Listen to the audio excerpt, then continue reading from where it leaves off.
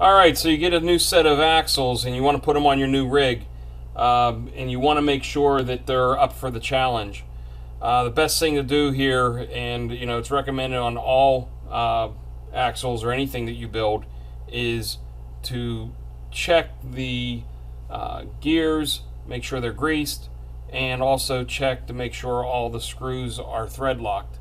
One thing that people neglect to do is check the shimming on the gears, and that's probably the biggest culprit to have an axle failure. First of all, you need your wrenches. You need a set of shims. These are them right here. Okay. You need a set of good grease. Now, RC4WD Drive came out with two different grease compositions. I'll put the numbers on the video here so you can go to the store and check them out.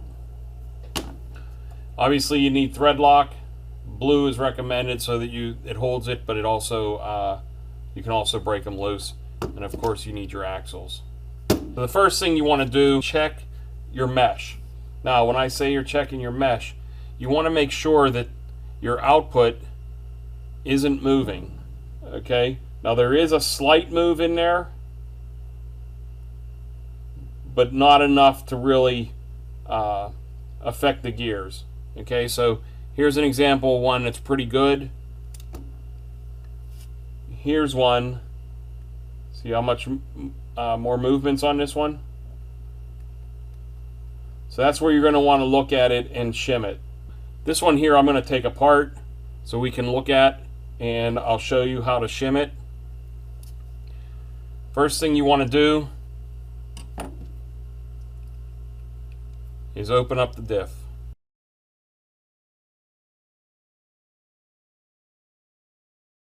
Now, when you take this apart, you want to look at it very closely. And if you recall, there was a lot of play in this.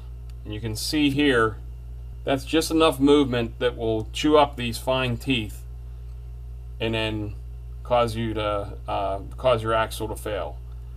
So the first thing you want to do is you want to fix that problem. You want to take this E-clip off, so just get a screwdriver in the E-clip and you can just push it out. Now you'll see with the E-clip off, there's a washer, and then there's your bearing. And on the inside, when you push this out, you're going to see the same thing. You're going to see a washer. Here's the washer right here. And there's the bearing. Now, the key to this when you're shimming is you got to put the shim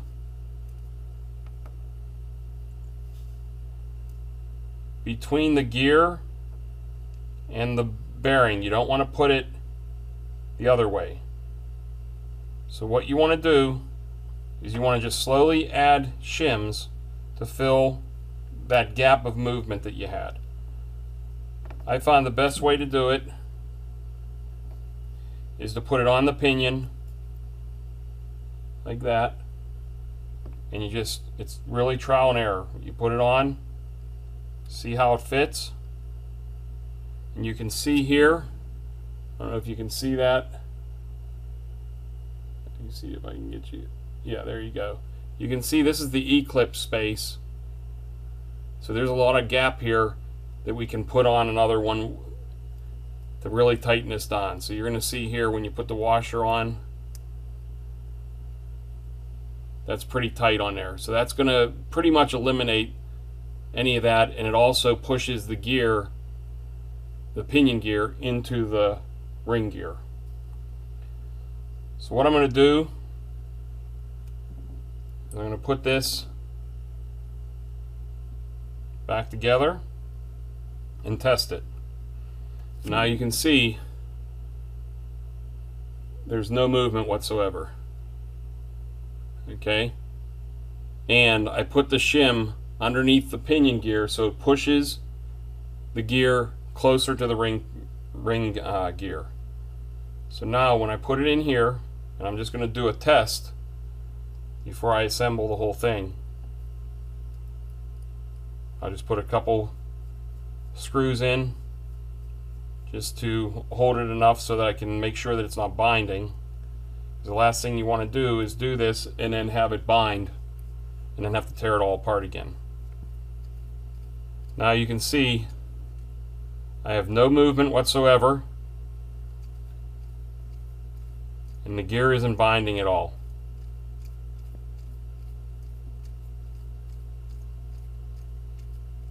Okay, so then once you're comfortable with that, now it's time to tear the axle apart, because this is the point where you've got it shimmed, you know the gears are running smooth, you don't have that back and forth play, and now you're confident to grease it and put the thread lock in and go out and run a RC4 Drive Scale Challenge series or an Adventure series or a G6 or whatever you're going to do.